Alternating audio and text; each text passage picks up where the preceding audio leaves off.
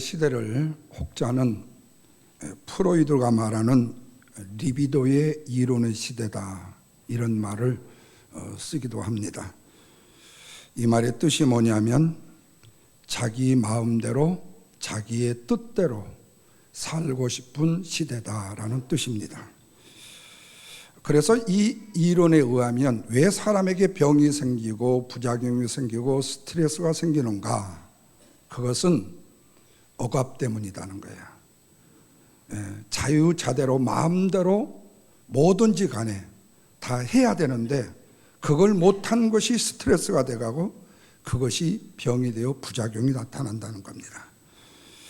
그러나 이 프로이드의 리비도가 인간의 삶을 지속시키는 에너지의 자체로 용법이 변화가 되어요.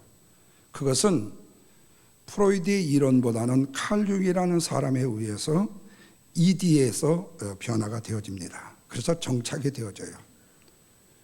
이거 철학 강의를 하려고 한 것 같죠? 그러나 쉬워요. 사실은 팩트는 프로이드가 이 이론을 주장한 이유가 있습니다. 그것은 자기 처자와의 불륜을 자기가 덮기 위해서 만들어준 이론이라는 가설이 있어요. 다시 말하면 성적인 욕구를 자기 처자에게 발산한 거예요. 자기 마음대로 자기의 뜻대로 살고 싶어서. 그런데 그것이 죄가 되는 것 같아서 그 이론을 만들어 놓고 자신을 거기에다 가두어 놓게 되면 합리화가 되어질 수 있잖아요. 그래서 프로이드가 자신이 저지른 처자와의 불륜을 합리화시키는 과정에서 이런 이론이 나왔다라는 말이 있습니다. 그렇다면 프로이드가 이 이론을 만든 이유는 분명합니다. 자기의 마음이 편해지기 위해서. 그렇다면 묻습니다. 프로이드가 이런 이론을 만들어 놓고 과연 마음이 편해지고 불안이 사라졌을까 하는 겁니다. 뿐만 아니라 문제는 이 이론이 바른 이론일까 하는 거예요. 모든 사람의 사회적 정의와 사회적인 사람들의 그 정서를 이끌 수 있는 이론이 되어줄 수 있을까 하는 거예요. 사실은 누구를 위해서 만들었어요? 자기를 위해서 만들어 놓은 이론인데 말입니다. 여기서 중요한 질문이 있습니다. 과연 진리가 무엇인가 하는 거예요. 우습지만 진리는 결론적으로 진리가 진리인 것입니다. 그리고 정답이 정답인 것입니다. 그런데 오늘날 시대가 어떻습니까? 어떤 유행의 한 트렌드가 진리인 양 그것을 따르는 젊은이들과 사람들이 너무 많다는 겁니다. 한국의 대표적으로 김어준 씨가 하고 있는 뉴스공장이라는 것은 아주 사람들의 유행의 트렌드를 만드는 하나의 지성으로 자리를 잡은 것 같이 느낌을 받아요. 그렇다면 그거에 그들이 과연 다 옳은 것인가에 대한 문제는 제가 묻지 않겠습니다. 그러나 결론은 그들은 옳지 않습니다. 자, 오늘 본문의 말씀에 르호보암이 나옵니다. 솔로몬의 아들입니다. 아버지 솔로몬의 대를 이어서 남유다의 왕이 된 사람입니다. 그런데 성경은 그를 뭐라고 말하느냐? 한마디로 형편없는 지도자 왕이었다, 이렇게 말합니다. 그 이유가 있습니다. 아버지의 유업을 이은 원로들이 솔로몬을 통해서 겪었던 교훈이 있어요. 그래서 그 교훈을 아들인 르호보암에게 이 얘기를 해주는데 그 르호보암이 그 얘기를 듣지 않습니다. 다시 말하면 아버지 솔로몬이 경험했던, 가졌던 정책들이 국가적으로 실패한 거예요. 백성들이 힘들었던 거예요. 그래서 아팠던 거예요. 그래서 당신 아들이 이제 왕이 되어진다면 이 정책은 좀 감해서 다른 정책을 쓰면 좋겠다고 조언을 해 주었는데 그는 자기의 젊은 친구들의 조언을 따라서 억압과 학종으로 나라를 둘러 갈라는 왕이기 때문에 그는 형편없는 왕이 되어졌습니다. 그래서 당시에 하나님께서도 백성들도 그를 옳은 왕이라고 평가하지 않았다는 말씀입니다. 그 결과로 인해서 파생된 것이 뭐냐? 북쪽의 지파의 다수가 거기에 사촌이라고 되어지는 여로보암이라는 사람을 따르게 되어집니다. 그러자 여로보암은 북쪽의 다수의 힘을 가지고 자신의 나라에 북이스라엘의 정의를 세우게 됩니다. 그런데 문제는 그 이유예요. 다수의 지지에 81%의 지지에 그걸 기초로 해서 뭐를 시작하느냐? 악을 행하게 되어진다는 말씀입니다. 그래서 성경은요, 멍청하다고 말은 조금 비하기 이상합니다만 악인인 르호보암보다도 민심을 기초로 해서 악을 저지른 여로보암을 더 큰 악자라고 다루고 있다는 말씀입니다. 그래서 성경에 나온 말씀이 뭐냐면은 여로보암의 길을 따랐다라는 이 말은 바로 죄악의 최악을 말하는 것입니다. 그래서 죄악의 최악이라는 말이 여로보암을 따랐다는 말과 동의어로 성경에 쓰여지고 있습니다. 이 모두가 뭔 줄 아세요? 다수의 민심을 기반으로 해서 저질렀던 악이었던 것입니다. 이렇듯이 오늘날 일명 정치인들이 다수의 민심을 가지고 악을 저지른 경우들을 종종 보게 되어집니다. 그러나 진정한 지도자는 현실과 상황과 관계가 없이 공정해야 하는 것입니다. 율법에 두 가지의 정신이 있습니다. 하나는 정의와 둘째는 사랑이 핵심입니다. 바로 이 두 가지를 깨는 것이 뭐냐? 악이 되는 것입니다. 그래서 진실한 신학인은 하나님의 공정을 깨는 위협이 어떤 것인지를 깨닫고 알 수 있는, 그리고 그것을 제거할 수 있는 영적인 영안이 필요한 것입니다. 선한 사람이든 악한 사람이든 다수이든 소수이든 모두 다 뭐 해야 되기 때문에 그렇습니까? 정의로 공정해야 되기 때문에 그런 것입니다. 다시 말하면 이 세상을 살아가는 그 정의 앞에 놓여져 있는 다수의 어떤 사람이라도, 그 백성이라도 억울한 사람이 없게 해야 된다는 말씀입니다. 그런데 오늘 본문에 나오는 남유다의 지도자인 르호보암, 북이스라엘의 지도자인 여로보암이 공정한 지도자가 되었는가 하는 거예요. 그렇지 못했다는 것입니다. 원인이 무엇 때문일까요? 그리고 어떤 결과를 가져왔을까요?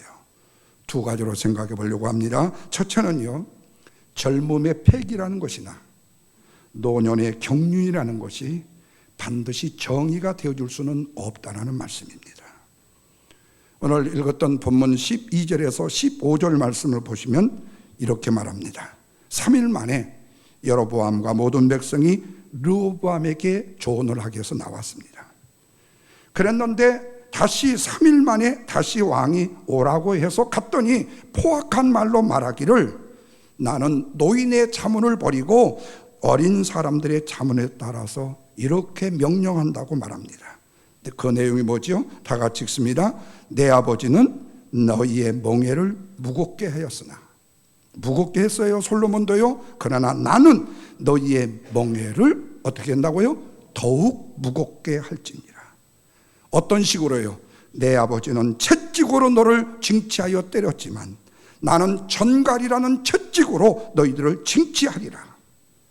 그래서 어땠어요? 왕이 이같이 백성의 말을 듣지 않고 친구들의 말을 들었던 것이 뭐를 행했다고 그랬습니까? 악을 행한 일이 되었다고 말씀했습니다.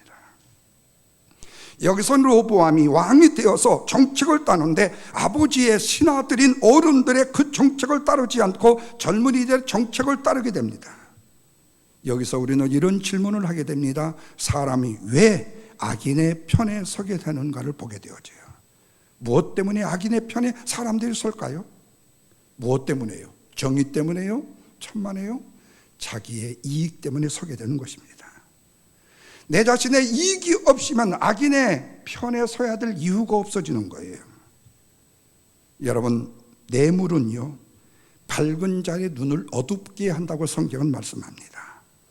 뿐만 아니라 뇌물은 의로운 자의 말을 굽어지게 만든다고 말씀합니다. 오늘날 어린 아이들, 우리들의 자녀들의 소망이 뭐냐? 돈이었습니다. 꿈이 뭐냐? 돈이 되었다는 안타까운 현실이에요. 왜? 지난 새벽에도 말씀을 들었습니다마는 어른들이 아이들한테 엄마 돈 좀 주세요, 아빠 돈 좀 주세요, 돈 없어. 자꾸 돈에 대해서 집약을 하다 보니까 그 어린아이가 한이 되어가지고 엄마 아빠 내가 요 앞으로 커서 돈 많이 벌어가지고 엄마 아빠한테 많이 드릴게요. 부모는 돈이 없다고 아이에게 있는 현실을 얘기했지만 아이는 그 돈이 한이 되어버려요. 그래서 그 아이의 인생의 소망이 뭐가 되느냐? 돈이 되고 그 인생의 꿈이 뭐가 되느냐? 돈이 되어버리고 맙니다. 그러다 보니까 돈을 위해서는 뇌물도 받고 돈을 위해서는 다른 사람도 해치고 돈을 위해서는 이 세상에 구별할 것이 없는 인생의 삶으로 만들어가는 사람들이 다는 아니라 종종 간혹 있다는 얘기예요. 이게 안타까운 현실이라는 겁니다. 여러분, 돈이 목표가 되면 어떤 일이 일어난 줄 아세요? 선과 악의 의미가 없어져 버립니다. 그리고 인간의 삶의 현장에 힘이 약해지는 거예요. 그래서 세상은 돈의 편에 서면 무너지게 되는 것입니다. 성경 출애굽기 23장 3절에 가난한 자의 송사까지라도 공정하라는 이 말씀이 나와요. 간혹 사람들이 정서적인 논리에 빠지는 경우가 종종 있습니다. 저 사람은 가난하니까, 저 사람은 새끈이로 굶었으니 도둑질 않고 견디겠어? 저 사람은 약한데 그 사람을 저렇게 짓밟아도 되는 거야?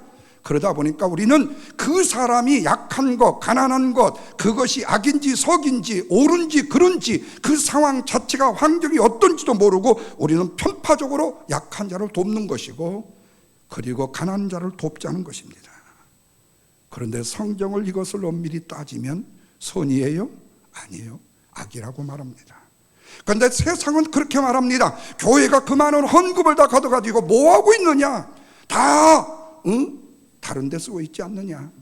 교회가 도대체 손을 행해야 될 것이 뭐하고 있느냐? 나는 그렇게 외치는 그분에게 당신은 돈 벌어서 뭐하느냐고 묻고 싶습니다. 교회만이 약자를, 가난한 자를 도와야 됩니까? 당신은 돕지 않으면 안 됩니까? 당신은 세상적인 선을 부르짖을 줄 알지 그 정의를 행하는 당신의 행위는 있습니까? 라고요. 물론 교회의 책임을 도외시하는 것이 아닙니다. 엄밀히 따지면 가난한 데에 대한 동정과 약자에 대한 동정이 무심코 나간다면 그것도 악이 된다는 말씀입니다. 힘이 정의가 아니지요. 마찬가지로 가난도 정의가 아닌 것입니다. 강자의 논리는 분명히 나쁜 것이 사실입니다. 그러나 약자의 논리도 나쁠 수가 있습니다. 그렇다면 뭐지요? 옳은 것이 옳은 것이지, 정답이 정답인 것이지, 약자가 옳은 것이고 정의만이 옳은 것이냐는 거예요. 그런데 약자는 동정을 빌미로 해서 자기의 이익을 챙기려는 사람들이 종종 있다는 거예요. 이것이 오늘날 뭐라는 줄 아십니까? 사회주의자들이 쓰고 있는 포퓰리즘인 것입니다. 바로 이 포퓰리즘 때문에 국가가 망하고 있어요. 경제가 무너지고 있어요. 가난한 자를 돕지 말자는 얘기가 아닙니다. 약자를 보호하지 말자는 얘기가 아닙니다. 공정하게 일한 대가를 주라는 거예요. 청년들한테 수당으로 50만 원씩 줘요. 200명에게 시험을 해보겠다요? 천만입니다. 200명 중에 한 명이라도 제대로 쓸 수 있고 제대로 그 돈을 쓸 수만 있다면 얼마나 좋겠습니까? 자칫 잘못 포퓰리즘이 사람의 정신을 미약하게 만들어요. 여러분은 혹시 한국의 로봇다리 세진이 잘 아시죠? 그 이야기 말입니다. 양정숙 씨라는 분이 한쪽 팔과 다리에 장애를 입은 세준이를 입양을 합니다. 엄마 양정숙 씨가 헌신적으로 그 세진이를 양육합니다. 세진이가 그렇게 불구가 되었지만 하고자 하는 일을 돕기 위해서요. 그런데 세진이가 어느 날 도전을 받아 수영을 하고 싶다고 합니다. 그래서 수영을 가르치기 위해서요, 세진이 어깨에다가요 폐타이어를 달고 지가 뛰어가는 그 곰다리를 하고 뛰어가는 훈련을 시킵니다.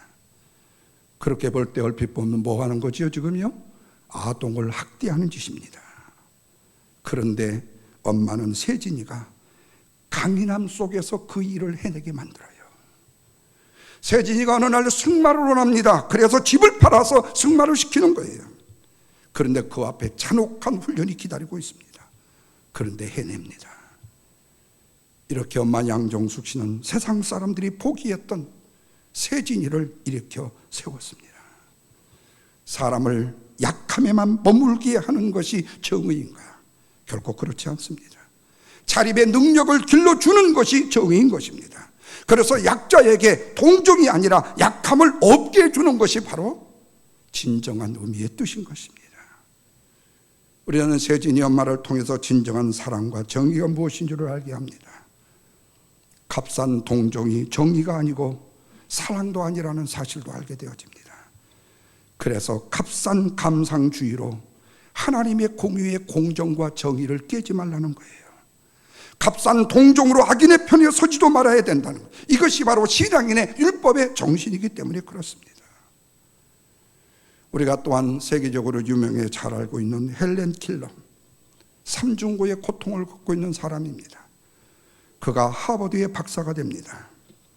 그런데 이 헬렌 킬러도 7살이 되었을 때에 너무 엄청난 망난이었다는 이야기가 있어요. 고래고래 소리를 지르고 물건을 부수는 모난 아이였습니다. 그런데 스승 앤 설리반이 그를 그대로 용납하지 않습니다. 고래고래 소리를 지르고 땡깡을 올 때 때로는 매를 들었다고 합니다. 헬렌 킬러가 갇힌 세계에서 벗어날 수 있도록 강한 훈육으로 이기게 한 것입니다. 그런데 그렇게 한 이유가 있었다고 그래요. 그것은 이 앤 설리반이 과거에 자신도 정신병원에 있었던 시절이 있었다는 거예요. 말을 한마디도 하지 못한 폐쇄적인 삶을 살았다고 합니다. 그런데 그 병원의 노 간호사의 끈질긴 사랑과 보살핌으로 인해서 그가 세상에 나올 수 있었다는 거예요. 그래서 앤 설리반은 자신의 과거의 삶을 경험 삼아서 상처 입은 치유자의 모습으로 헬렌 킬러를 일으켜 세웠다는 말씀입니다. 다시 한번 말씀을 드리면 값싼 동정이 정의가 아닙니다. 값싼 동정이 사랑도 아닌 것입니다. 그러므로 값싼 감상주의로 하나님의 공정을 깨서는 안 된다는 것이 바로 오늘 우리에게 주시는 말씀의 교훈이에요. 그런데 많은 부분에서 공정이 무너지는 원인이 있습니다. 그것은 다수라는 것과 가난한 자에 대한 불공정한 태도 때문에 벌어진다는 말씀입니다. 그래서 하나님은요, 상황과 사람과 관계가 없이 언제나 어디서든지 공평하고 공정하라고 말씀합니다. 많은 다수가 정의가 아니고 약함의 정의가 않고 항상 옳은 것이 옳은 것이기 때문에 그렇다는 겁니다. 정답이 정답이기 때문에 그런 것입니다. 그렇다면 정말로 옳은 것은, 정답은 무엇이 기준이 되어야 되는가 하는 것이에요. 민주당이요, 공화당이요? 아니에요. 하나님이 정의의 기준이 되어야 하는 것입니다. 하나님만이 정답인 것입니다. 그래서 신앙인은 시대적 유행의 트렌드를 따르기보다는 하나님의 말씀을 따라야 하는 것입니다. 이것이 바로 뭐지요? 우리의 신앙인이 바로 살 수 있는 길이기 때문에 그렇습니다. 그렇다면 여러분 언제 진실해질 수가 있습니까? 바로 르호보암이 하나님 앞에 진실하게 서지 못했을 때 그는 거짓된 자가 되었어요. 여로보암이 하나님 앞에 바로 서지 못했을 때 그는 악한 왕이 되었습니다. 그렇다면 우리가 하나님 앞에 진실한 정의자로 설 수 있는 비결은 뭐지요? 우리가 하나님 앞에 설 수 있을 때입니다. 뭘로 서야 합니까? 예배와 기도와 선교로 서야 하는 것입니다. 그래야 우리 안에 진실이 나오는 것이에요. 성경에 나오는 인물들이 유일한 이인이 될 수 있었던 비결도 뭐지요? 모두가 다 하나님의 영광 앞에서 내 자신이 죄인이라는 고백과 자기 자신의 부정을 했기 때문에 이인이 되어줄 수 있었습니다. 그래서 신앙인은요, 음지에 캄캄한 데 살기보다는요, 다수의 힘을 믿고 살기보다는요, 약함의 정의를 믿고 살기보다는요, 하나님의 말씀의 빛 앞에 나와 살아야 하는 것입니다. 하나님 앞에 인생이 단호한 결심보다는, 약자의 약함의 정의보다는 더 나은 빛의 인생을 살 수 있게 되기 때문에 그렇습니다. 둘째로는요, 다수를 따르는 것만이 반드시 정의만은 아니라는 말씀입니다. 오늘 본문 16절에서 20절까지의 말씀을 요약해 봅니다.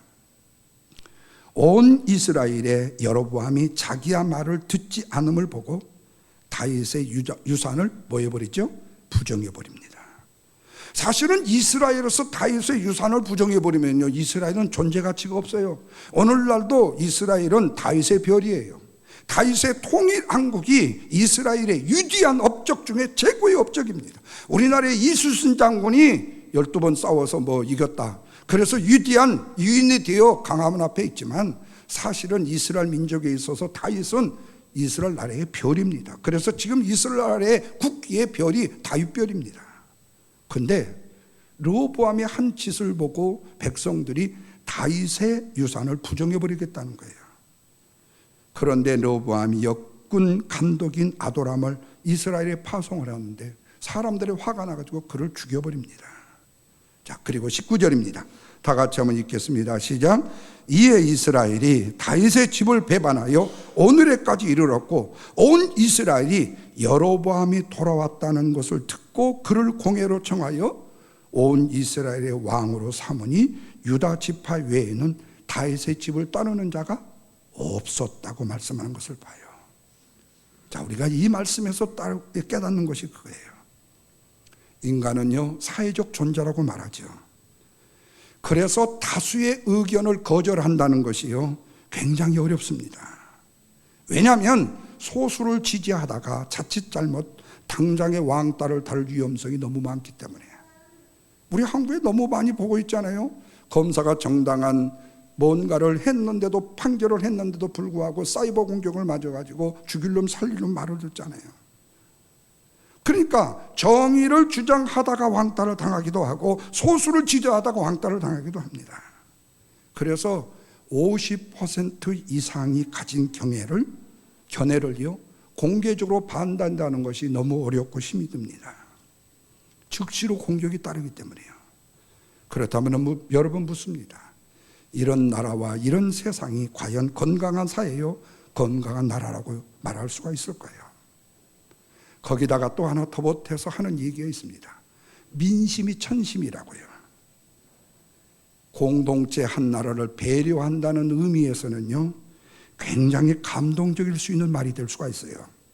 그러나 여러분, 민심이요, 절대자의 전제가 없는 민심이요, 천심이요, 이것은 논리가 맞지 않는 것입니다. 절대자의 전제가 없는 민심, 천심은요, 그러면요, 교회에서요, 우리 교회에서 담배 피고 교회에서 술 먹고 땡판 놔도 괜찮습니다. 우리 다수결로 재직해서 공동에서 정합시다 해가지고 정해진 법을 정하는 것이 옳은 것입니까? 아니, 횃불을 들고 창칼을 들고 있는 정권을 무너뜨리는 것이, 힘으로 무너뜨리는 것이, 그것이 정의입니까? 하나님의 절대자의 전제가 없는 민심은 천심이 될 수가 없습니다. 다시 말하면 다수를 따라가는 것도 악이 될 수 있기 때문에 그렇습니다. 그래서 신앙인은 다수의 편에 서는 것이 아니라 어디에 서야 돼요? 하나님의 편에 서야 하는 것입니다.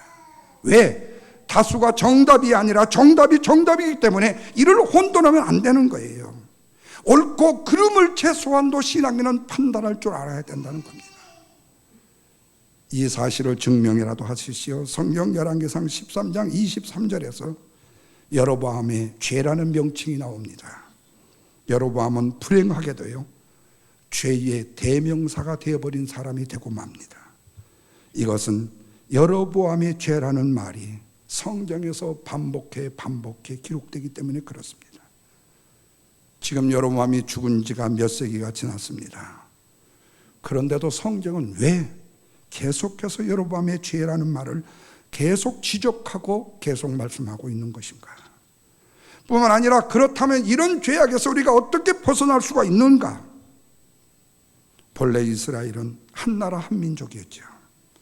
사울과 다윗과 솔로몬 왕까지 12지파가 한 나라가 되어 이루고 살았습니다. 그런데 솔로몬이 백성들에게 많은 노동을 시키고 힘에 붙인 세금을 거둡니다. 그런데 대를 이은 솔로몬의 아들 르호보암이 아버지보다는 선정을 베푸는 왕이 돼야 되는데 원로 대신들의 말을 자기 원로 대신들이 섬겼던 솔로몬의 수정된 의견을 듣기보다는 더 많은 세금을 거두고 더 많은 노동으로 착취를 해야 된다는 젊은이들의 말을 듣습니다. 그걸로만 끝난 게 아닙니다. 그러다 보니까 하나님을 멀리합니다. 그리고 우상을 숭배하는 길을 걷게 되어집니다. 그러자 하나님께서 12지파 중에서 10지파를 뚝 띄어가지고 여로보암에게 주신 것입니다. 그리고 그로 하여금 새 나라를 이루게 하셨어요. 바로 이 나라가 어디지요? 여로보암을 왕으로 삼은 북이스라엘인 것입니다. 그리고 간신히 한 지파 반, 12지파라고 말하는데 모여서 이룬 나라가 누구의 나라입니까? 바로 르호보암 남유다의 나라입니다. 이렇게 하나님께서는 르호보암의 옳지 못한 왕의 치적으로 여로보암을 왕으로 세우셔서 북이스라엘을 세우시고 그로 하여금 다스리게 하셔요. 이때 하나님의 명령이 여로보암에게 있었습니다. 여로보암, 너는 르호보암 같은 하나님을 잘 섬기지 못하는 왕이 되어서는 안 된다. 하나님을 바로 섬기는 진실한 왕이 되라는 명령을 하셨어요. 그런데 여로보암이 그렇게 했습니까? 그렇지를 못했습니다. 여기서 우리는 여로보암이 누구인지를 먼저 알아야 됩니다. 그는 통일 왕국 시대의 솔로몬의 신하입니다. 건축의 감독관이었습니다. 그의 초심은 성실했고 그리고 또한 완벽에 가까울 만치 완전한 사람이었습니다. 왜냐하면 하나님께 대한 믿음이 충실한 사람이었기 때문에. 그래서 하나님께서 여로보암을 북이스라엘의 왕으로 세우신 거예요. 지금 남유다 이스라엘이 쏟고 병들었으니까 그를 대신해서 바른 믿음의 나라를 이뤄보라고 하나님께서 택하신 사람이었어요. 그런데 하나님의 이런 기대에도 불구하고 하나님께 그가 불순종을 합니다. 그리고는 여로보암이라는 죄의 이름을 성경에 갖게 만드는 주인공이에요. 그렇다면 어떤 죄였을까요? 그 중에 하나가 여로보암은 권력과 통치에만 눈이 멀었다는 사실입니다. 여러분 말씀을 드렸다시피 북이스라엘은 남유다보다도 최소한도 5배나 더 큰 나라입니다. 경제적으로 보면 비교가 되지 않는 나라입니다. 모든 경제력이 거의가 다 북쪽에 위치하고 있습니다. 이스라엘 평야에서부터 갈릴리 호수까지 엄청나게 비옥한 땅이 바로 북이스라엘 땅입니다. 그런데 반대로 남쪽 남유다는 어떻습니까? 그가 차지한 땅은요 산지일 뿐이고 사막일 뿐입니다. 뿐만 아니라 사해라는 바다, 사해라는 호수는요 살아있는 물고기는 살 수가 없을 정도로 죽어있는 호수입니다. 이런 조건에도 여로보암은 하나님을 잘 섬겨야 됨에도 불구하고 자신의 권력의 통치에만 눈이 어두워서 하나님을 배반하고 말더라는 거예요. 또 하나는 여로보암이요 권력을 위해서요 하나님 앞에 드리는 제사를 이용했다는 겁니다. 북이스라엘은 딱 한 가지 부족한 것이 있었습니다. 그것은 남유다에 속해 있는 예루살렘 성전이 없다는 거예요. 비록 나라는 나누어졌지만 북이스라엘을 하나님도 믿었기 때문에 남유다의 예루살렘의 성전에 북이스라엘 사람들이 가서 예배를 드려야만 했습니다. 그래서 자꾸 북이스라엘 사람들이 남쪽으로 가는 것이 여로보암이 걱정이 되었던 것 같아요. 그래서 만들어낸 비책이 뭐냐면 바로 금송아지인 것입니다. 금송아지를 남쪽 맨 끝 베델과 북쪽 맨 끝단까지의 금송아지를 만들었어요. 여기서 남쪽 끝과 북쪽의 끝에 주었다는 말은 이스라엘 전체를 우상을 숭배하는 나라로 만들었다는 말씀이에요. 금송아지가 우리를 구원해 줄 것이다. 예루살렘 성전만이 우리를 구하는 것이 아니다. 이제는 예루살렘으로 가 제사할 필요가 없다. 그래서 금송아지를 얻고 그 앞에 예배를 드리는 것이 우리가 합당하다. 잘못된 예배를 선동한 것입니다. 예배라는 가장 소중하고 고귀한 그 예배의 본질을 정권을 유지하는 수단으로 사용을 했다는 거예요. 사랑하는 성도 여러분, 결론입니다.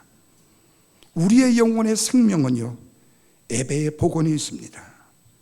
그래서 우리는 바쁠수록 하나님의 일이 힘이 들면 들수록, 아니 세상의 일이 힘이 들수록, 어려움이 있을수록 우리가 반드시 해야 될 일은 뭐냐? 하나님 앞에 예배를 통해서 흔들리지 않는 우리의 삶의 균형을 잡아가는 것입니다.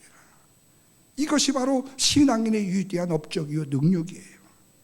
그런데 여로보암은 예배를 이용하여 가장 큰 죄악을 범한 죄인이 되어버리고 만 것입니다. 여로보암이 왕이 된 다음에 하나님을 의지하지 않았습니다. 전에 여로보암은 하나님께서 보시기에 최소한도 르호보암보다는 나은 사람이었습니다. 그래서 그에게 이스라엘을 맡길만은 했습니다. 그런데 그가 왕이 되고 난 이후로부터 그의 앞에는 하나님이고 뭐고, 그리고 어떤 것도 보이지를 않고 자신의 정권의 유지와 권력에만 눈이 멀고 말았다는 겁니다. 그래서의 결론은 그겁니다. 폐기와 경륜이 정의가 될 수 없다는 겁니다.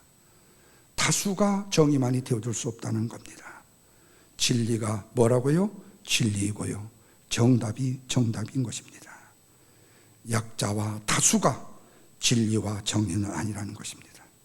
오직 하나님의 말씀에 순종하고 하나님을 예배하고 하나님을 영화롭게 하는 것이 바로 진리요 정의라는 사실을 믿으시면 아멘 하시길 바랍니다.